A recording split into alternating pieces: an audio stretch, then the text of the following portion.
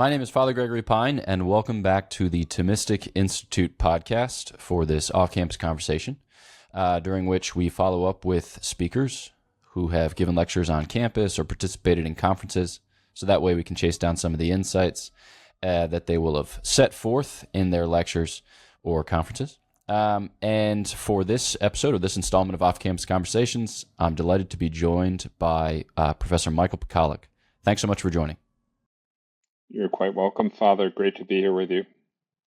So your name will be familiar to many listeners from lectures that you've given that have appeared on the podcast, also from your wife's name, which is your name, which is that how those things typically work or often work, because she was just on Off-Campus Conversations. For those who don't know you, though, would you say a word of who you are, where you're from, and what you do? Well, I'm an ordinary professor of ethics and social philosophy in the Bush School of Business at the Catholic University of America. And I work on Aristotelian ethics and theory of society generally, and theory of a free society, you might say. Okay. I talked to your wife just a little bit about the Bush School, but I was talking recently to a German student from Munster, whose name I've forgotten right now. And he was describing how one of like the organizing or thematically integrating principles of the Bush School is virtue. Is that right, or how is that so? Well, some people say that. I don't really like it, frankly, Okay. why should virtue be a distinctive organizing principle of a business school as opposed to a law school or a nursing school or a school of arts and sciences? And we're all in the business of seeking holiness, and holiness means that we acquire the virtues. So I don't like at all this kind of presupposition that there's something dubious about business activity, and therefore we have to say, well, we're doing it virtuously, and therefore, we should be patted on the back. I think that that's a huge mistake, and I don't want to sort of play into that. It is true that by attention to the virtues, a lot of discussion of ethics in relation to business can be filled out appropriately, and you can begin thinking about it in a more real way and more profitably. But also, one has to say equal attention at least is given to the Bush School to the principles of Catholic social thought and the tradition of the Catholic social thought going back to Rerum Novarum, Centesimus Annus, and the classical roots of those teachings. Okay. So virtue not as a dialectical claim, as if the presumed basis of business praxis were rapacious greed, and that we undertake to live virtuously as a way by which to redress the excesses of our contemporaries. But virtue insofar as it's intelligible and it affords you entry into the body of thought or the tradition of thought which informs business practices within the Catholic tradition, roughly speaking. Well put. All right. Very well said. So thinking then, maybe we can just think further about a theme related to virtue, and specifically as, we're trying to live peaceably in society to build up the common good. In order to do so, we need to cultivate healthy relationships of some sort, and we'll often talk about it in terms of friendship. I was hoping that you could lead us into the theme of friendship. I think maybe one place to start is when a lot of people hear friendship, they think elective friendship. They think a kind of commonality which begets a certain affection, which I then choose and may or may not persevere in depending upon time and fate and adventitious circumstances. But when thinking about friendship kind of in the classical tradition, where do you start? Because it seems like when you're talking about political friendship or civic friendship or kind of societal friendship, that it embraces a broader notion of relationship than just what strikes your fancy and what you choose to cling to. Yeah, I think it's a really good point. And the term friendship, I think, is misleading, really. And I always look for alternatives. So what you call elective friendship, was that your term? Heterokephaleia is a Greek term. Companionate friendship of choice among a handful of close others. That is certainly something we'd call under the heading of friendship in the classical world. But maybe in some sense it's a phenomenon you need to look at to understand best what's going on in any case of friendship. But in Aristotle's treatment, for example, he has two full books in the Nicaean Ethics. altogether, am I counting correctly? Over 20 chapters, and he devotes maybe 3 or 4 to that kind of friendship that you're talking about.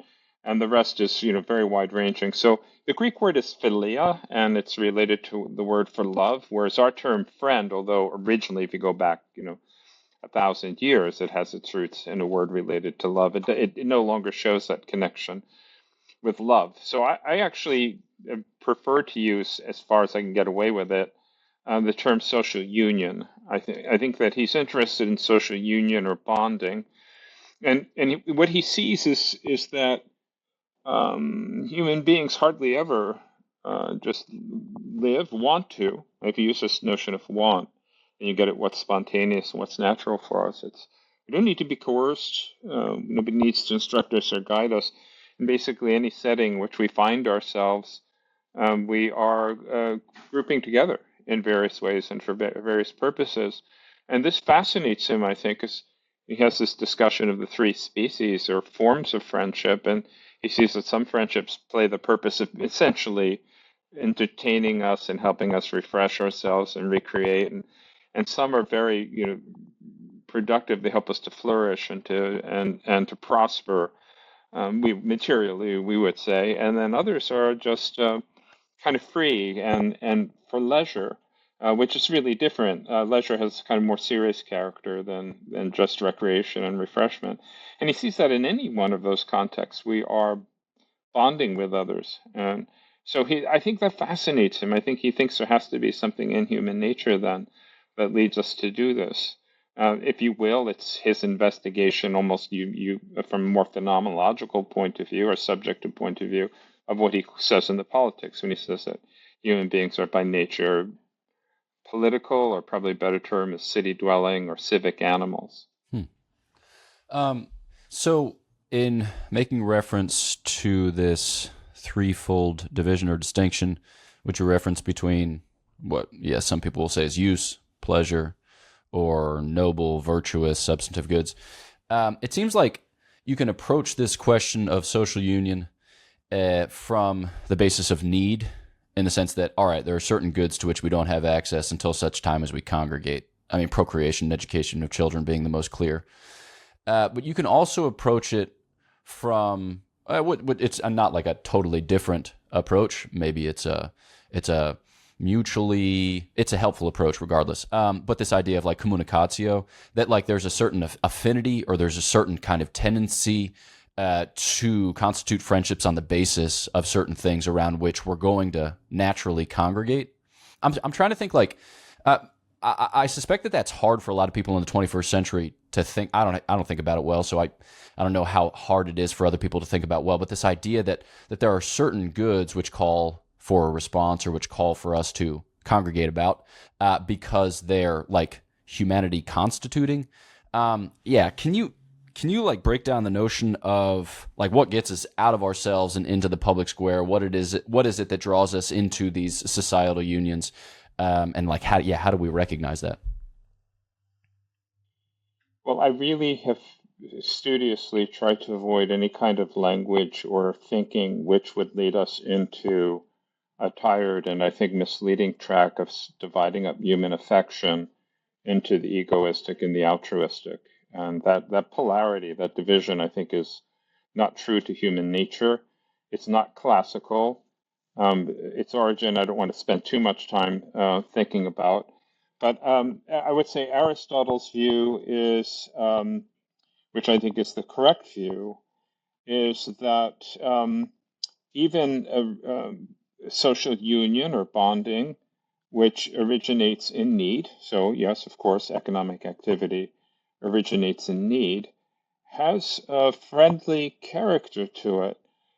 So what you call communicatio, it would be exchange. There has to be some kind of exchange. But exchange always involves recognizing the good of the other person and taking his good as your own good. This takes place even in barter. In a marketplace, you have to see what it is that you can provide to another person and look at an exchange in the marketplace as for his good, so that you can then get something that you need in return. He has to look at what he has, so superabundance in something, and think that this would be to your good. So you both have to leave that transaction thinking that you've been in, this, as we say, a win-win transaction. You're both made better off. But the point is, we don't, and it's the kind of a correct way of stating is that entering into such a transaction, I'm not interested in just advancing my own interests. I'm interested in his interests advancing along with mine. That's the correct account of what's going on there. So it's egoism, altruism really doesn't get that correct.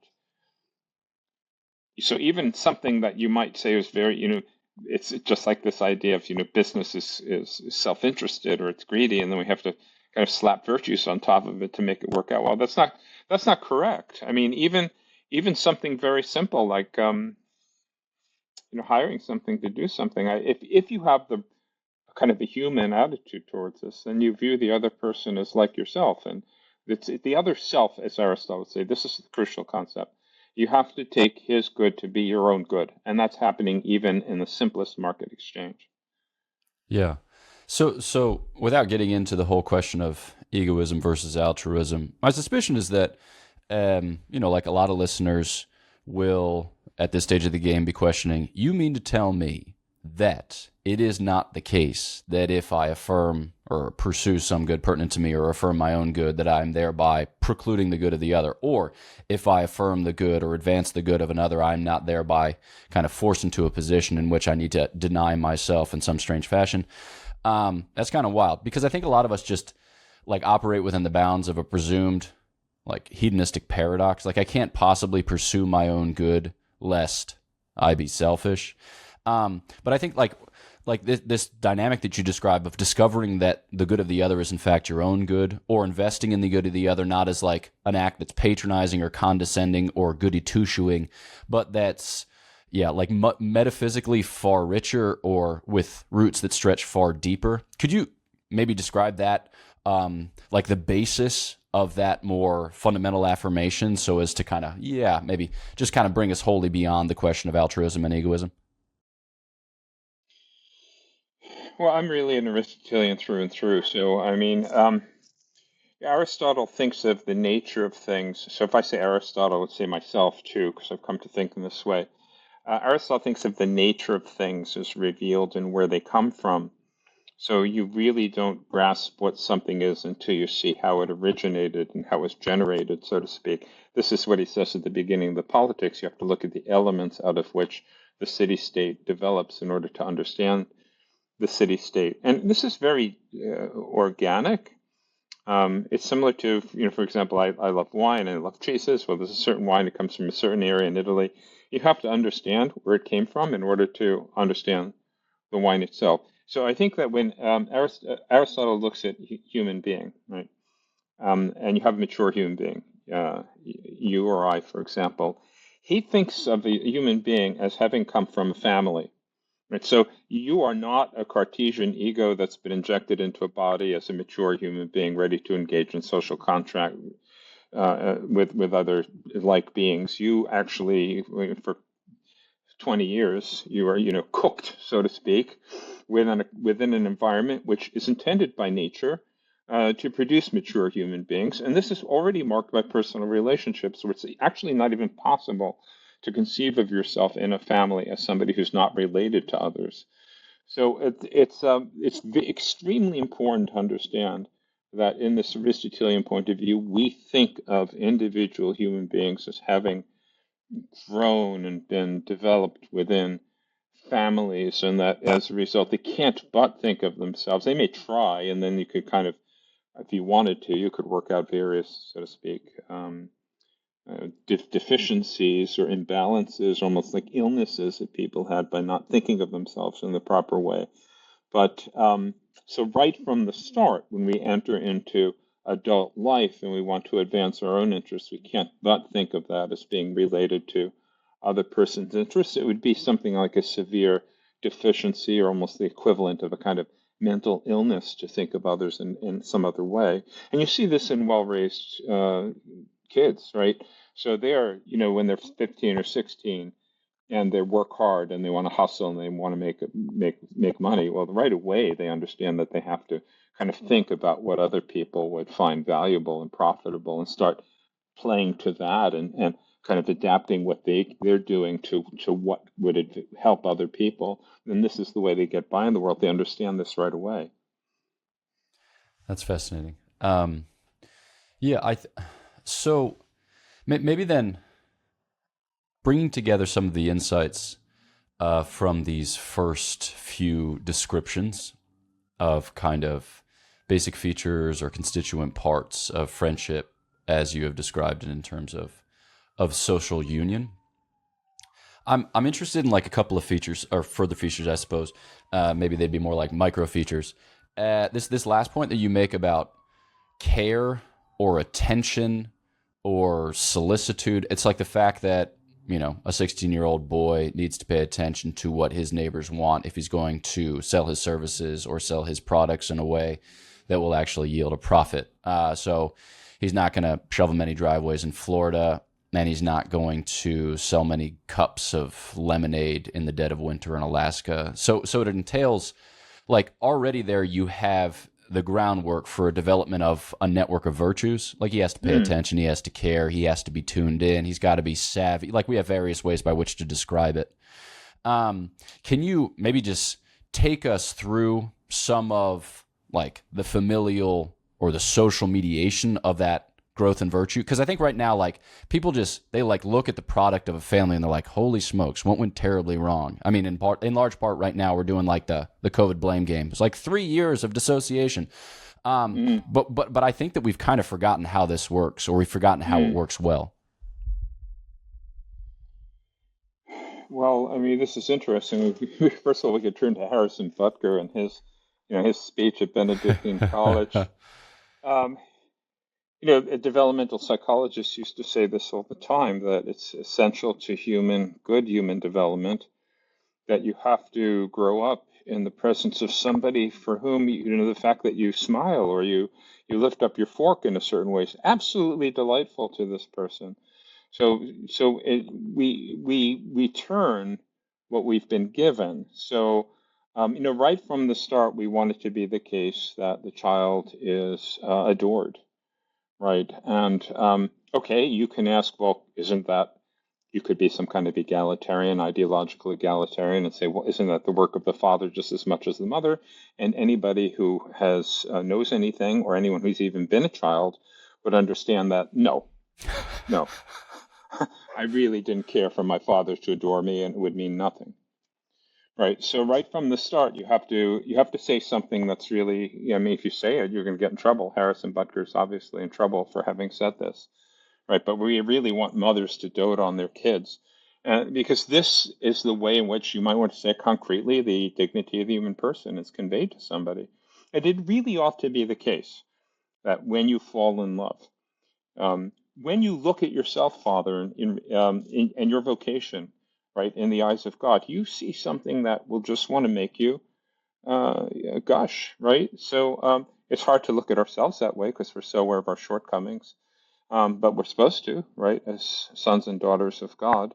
But where could we possibly learn that from? Because frankly, no one out there is ever going to look at us in that way. So this is like the first thing. You have to have a sense of the preciousness of the individual human person, and I'm not sure you get that easily anywhere except by having someone dote on you. And I don't see how that's going to typically. All these things we say, and as a good Aristotelian, Aristotle has this great phrase, "hosepi topalu," which means for the most part or typically, and it's not a statistical idea. It's a inclination or propensity idea that nature is arranged in this way that it wants to affect this in a typical path, and we have to respect that and try to bring it about. So we want to try to bring it about that the mother can raise her own child. This is Catholic teaching. On Twitter today, I was posting an excerpt from Laborum Exercens of Pope John Paul II. He says, yes, of course, we want to. The concept of a just wage means that we have to make it possible for a mother, if she wants, to stay at home with their children and not go into the workplace. A lot of mothers, if they could do that, would choose to do that. And this is good. This is good for the development of the children. Okay, so that like we could sit here and really, Father, we could talk for 20 hours about this, but I'm just telling you the very first thing. And this very first thing is not popular. Nobody wants to hear this, and nobody really wants to do it. Yeah. Then maybe we could just dig a little deeper. I was thinking about this maybe just last night and chatting with one of the brothers. So apropos of the Harrison Butker commentary, we were just thinking about the institution of marriage, and we are trying to wrap our heads around headship, because obviously headship is a hard thing around which to wrap one's head. But it seems like the scriptural analogy is, as Christ is head of the church, so man is head of the woman. It seems to describe something about order, something about governance, something about perfection. Not that man is of a greater dignity, insofar as both are made to the image and likeness of God on the basis of the same principles. But it seems like God intends that there be a certain order, a certain governance, a certain perfection that's at work in marriage. And if one says nothing else, it seems like we as human beings who live kind of in this mixed relation of creation dependent upon God for the whole of our life are meant to live that dependence kind of consciously, deliberately, intentionally in our relationships. And it seems like the promise of the 20th century is you don't need to be dependent. And in sowing seeds of independence, we've reaped a harvest of sadness, loneliness, societal and political destruction. So it seems like, okay, the relationship that you describe of a child coming into the world loved by its mother, conscious of the fact that it is loved by its mother, kind of born on by the love of its mother, entails some kind of recognition of one's dependence as, if not a good thing, at the very least a thing that ought not be rejected out of hand. How does dependence feature into these social unions, and how is it that we as human beings are meant to kind of embrace that, or even just, give ourselves to that? That's a really great question, and for that you need to get my wife back on your show because when she won the whatever it was called, the Novak Award or the Acton Award or the Acton Institute gave her the Novak Award, her talk was on dependence as the crucial insight to freedom, and which you would think is the opposite, right? So dependence is a lack of freedom. So, and I think she executed very well, and everybody said you should make a small book out of this. So this is something that she's thought a lot about. Aristotle, again, Aristotle, I could say myself, but it's really not my idea. It's Aristotle's idea. Aristotle, but I believe it. Aristotle said that the sources and springs of constitutional government, and I think what he means is exactly what you were saying, some kind of ordered way of working together with others and on the largest scale in the most important matters, and understanding that is stable and settled, right? He thinks that's in the household, that comes in the household. Now, he doesn't use the term headship, by the way. Pius XI does in Casti Connubii. He says the man is the head of the family, the woman is the heart of the family. And this is kind of standard or classical Catholic language to speak in this way. And of course, headship comes from St. Paul as well. But this is a very subtle thing. And what your comment indicates is that, first of all, it's political. Like this ramifies throughout all of society. This desire not to be dependent affects all of our relationships and not just persons in our own household or in the workplace. So this is Aristotle's insight. There's something that's most basic. He thinks in the end it's a person's relationship to himself. And here we might think of, the classic Christian idea of interiority and pursuit of holiness as fostering a kind of internal environment which is conducive to being correctly related to others. Of course, sin has to be dealt with because that's also Christian wisdom, that in a break or division with God, we have division in ourselves and then division with others. So the relationship to God is most fundamental, even more fundamental than ourselves, which Aristotle did not see, but I think that that's true. But then this notion that if we don't properly attend to this, then we get absurd exaggerations. So you have these kind of abusive machismo men who grab women by the hair and drag them around, this kind of thing, and it's probably because of an awareness of these machismo men that a lot of clerics and maybe some popes and Pope John Paul II, I think too, didn't want to play up that aspect of headship.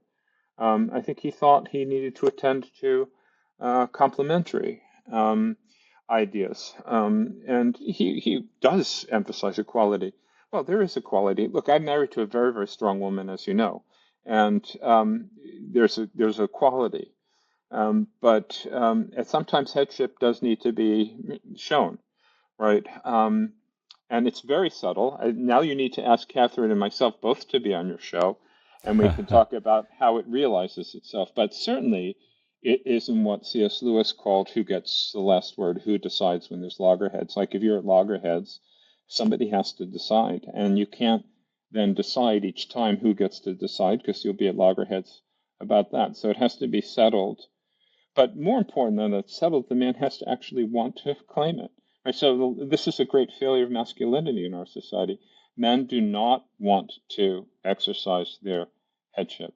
They think it's somehow rude or that it's offensive to others. Well, it is unpleasant, but temporarily, but also extremely reassuring and secure for those who under a man who understands his headship and is willing to, as you must know also, from the notion of a religious authority in religious life.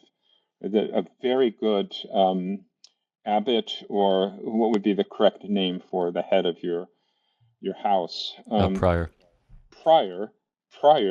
Are you the prior, by any chance? No. I don't know who the prior is. A good prior is quite aware of his authority and exercises it when he needs to. And a father and husband have to be like that.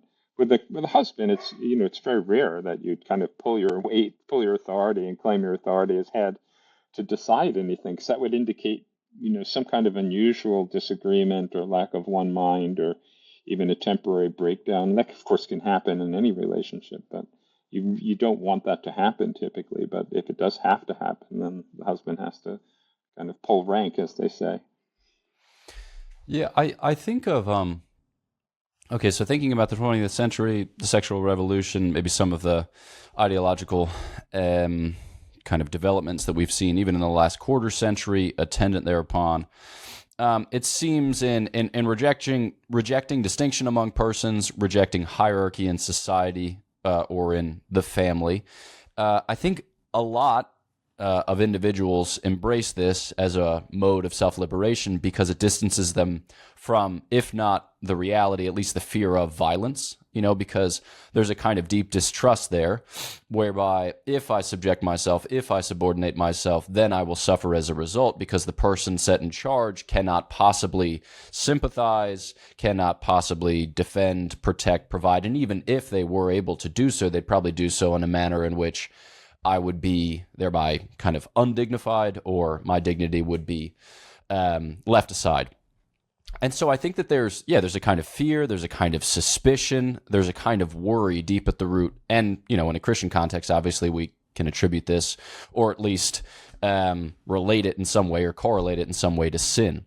And so it strikes me that we don't just come together in social unions for util purposes, like, all right, we can't propagate the species until such time as we agree on which bed to sleep in, so let's get about the business. It's like, no, that there's a sense in which these social unions are actually meant to heal some of the fears, some of the worries deep at the roots of our being, which cause us these problems with authority, with hierarchy, with the organization of relationships in a way that can't be perfectly described as democratic.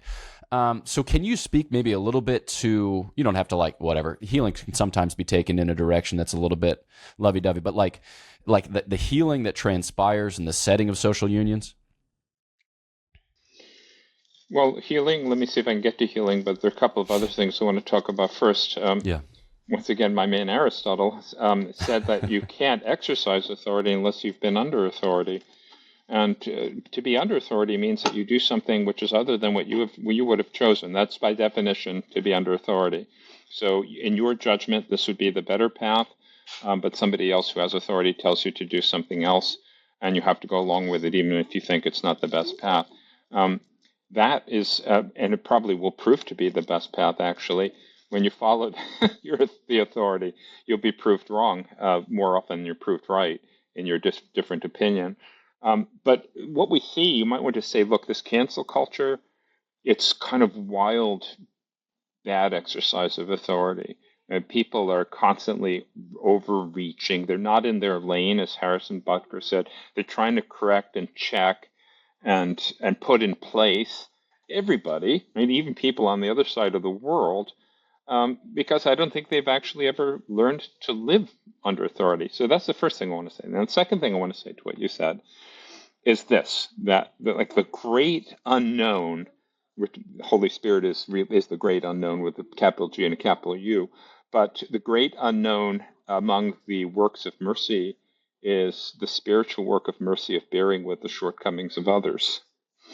And this is essential to living with others and to practicing friendship with others. I'll give you an example.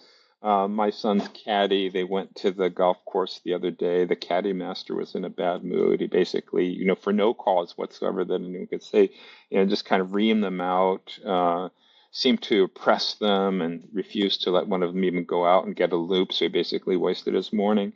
And they came back, and my wife and I said, the only way to deal with this is just to suck it up and, just go back and try to be as friendly and nice as you can the next time you go to the golf course, right? Because he's the caddy master. and if you like get angry with him, it's not going to help you at all. It's like it's going to be the opposite effect, right? But the point is, maybe he had a fight with his wife. Maybe he's got some kind of financial issue. Maybe somebody did something cruel to him. We don't know why he was in such a bad mood, right? But we just have to put up with it. We just have to go along with it. And now, this is the most serious violation of this is divorce, right? So if you go back 100 years and read what the pontiffs were saying about divorce, they're all saying if divorce became widespread, all of these horrible things would happen in our society, right? So you find this in Leo XIII, you find this in Pius XI. If were they wrong, right? Were they just saying all these things like kind of off the cuff in some kind of foolish way, or were they actually right about how serious and seriously bad divorce is? Because I can't find a better example of how the opposite of the corporal work, the spiritual work of mercy, bearing with the shortcomings of others, than divorce. And I can't find a better testimony to it than two people who have a lot of quirks and problems, and maybe there's a lot of unpleasantness, and yet they live together until one of them dies, till death do us part. So right away, those are the two things that or maybe I say three, that I want to draw attention to. Now, healing.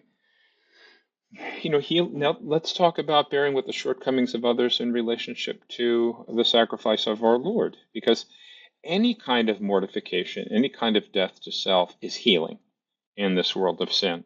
So I'm not going to say this is automatic if you're not a Christian, but if you're a Christian, you've been baptized, and you deliberately, with some kind of affection towards God in heaven, put up with somebody else's shortcoming, you will get a lot of graces from that. You will get a lot of healing from that, because you've been far worse towards others and towards God. And so, healing requires a certain kind of realism, I think, and we learn a lot about ourselves by putting up with the the faults of others. Yeah, and just kind of attendant to your examples, thinking about your son on the golf course getting reamed out by the caddy master. I think there's like a certain upsurge of righteous indignation where it's like, I should get my just deserts, right? My rights have been violated. But I think that there's a way in which like social unions or friendships open up to us the prospect of something more than getting our just deserts or not having our rights violated, because we're made for something more. So maybe in the time that we have remaining, right, this idea of love in a certain sense outstripping justice, or love while not transgressing justice, yet taking in a broader interpersonal communion, or engendering amongst persons a richer appropriation of what's good in life. Can you speak to that just a little bit? Well, this is a great theme in the ancient world, that justice is a highly imperfect virtue. Now, our society, you're talking about general problems in society, takes justice to be pretty much the preeminent virtue. But justice is a very primitive virtue, and it basically just prevents harms, and it doesn't do much more than that, or that's what it would do. And because it's focused on harms, it's therefore causes people to focus on themselves. And it's that great scene in the Bible. I'm sure a lot of people, scratch their heads over it, where when a man shouts out to Jesus, "Tell my brother to share his inheritance with me," and Jesus says, "Who made me judge over you?" It's like he just doesn't even want to go near this claim of justice, which so often is bound up with selfishness and self-assertion and pride, and also blind, because almost everybody pleading a cause of justice sees only one side, right? That famously they just see their own side. So justice is self-centered. It nurses. It leads to anger. It tends to be partial.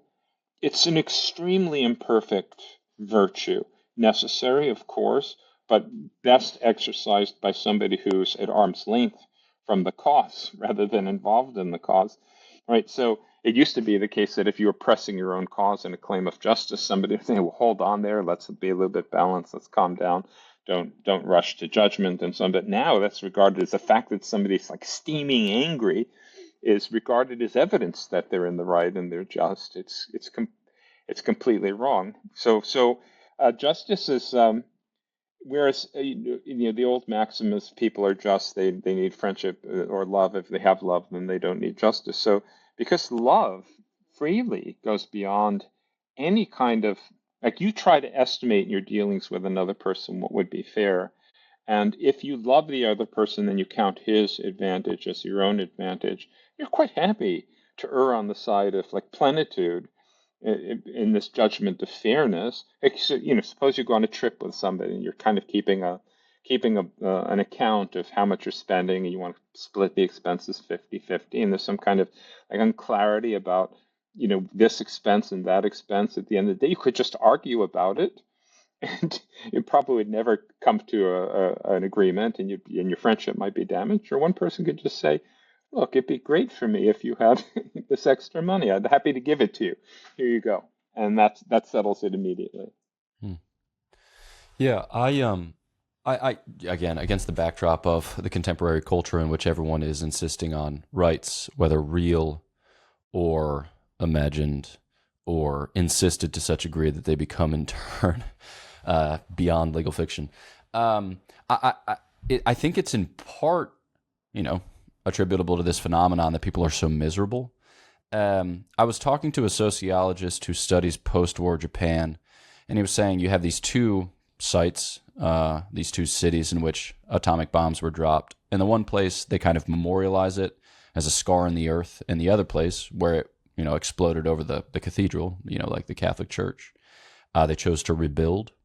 And I think there's a sense in which the kind of victimhood culture, contemporary victimhood culture, can't get beyond, like a kind of, it's not even real justice, it's a simulacrum of justice, but it can't get beyond justice. It can't get into the space of forgiveness, because there's a certain power in holding on to one's resentment. And there's a kind of fear that if one lets go of his or her resentment, that then opens you up to a whole new round of violence. Maybe, does Aristotle or the ancient tradition have some insights as to the kind of power, as it were, of forgiveness for liberation of the other, for liberation of oneself, or kind of what role this plays in going beyond a limited justice and then stepping into an unlimited love? Well, you will find in the ancients, and I'll talk about Aristotle, the idea that we are meant to be in society with one another, and therefore have some kind of affection, call it civic friendship if you want.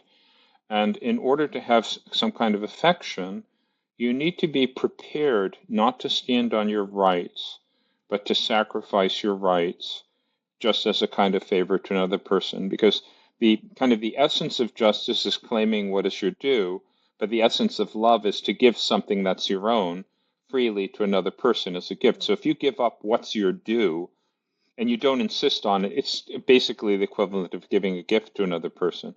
So you're in line, a stock example in the supermarket, you've got a whole bunch of stuff you're going to buy at the checkout counter, and some woman comes along with baby on her arm, and she's got whatever, a container of milk, and or diapers, and she just wants to buy this one item.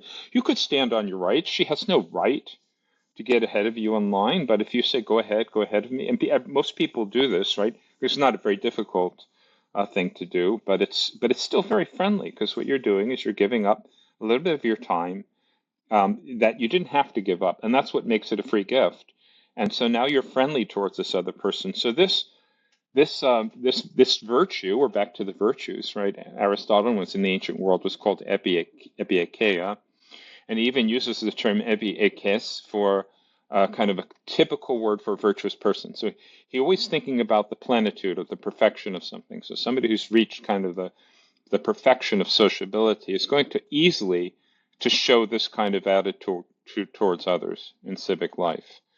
Now, Christianity gives us something a whole lot more powerful than that, which is in so many parables of our Lord, right? How can we go and run out and start choking somebody, saying, repay your debt, when we've just been forgiven, like this massive debt that's 1,000,000 times larger than what we're choking this other person for? So what we're seeing in our society, you've rightly drawn attention to some extent, the result of the breakdown of marriage. Small families, we haven't mentioned, right? Because in a large family, there's always a hierarchy. Aristotle mentions the older siblings have authority, and they exercise it over younger siblings.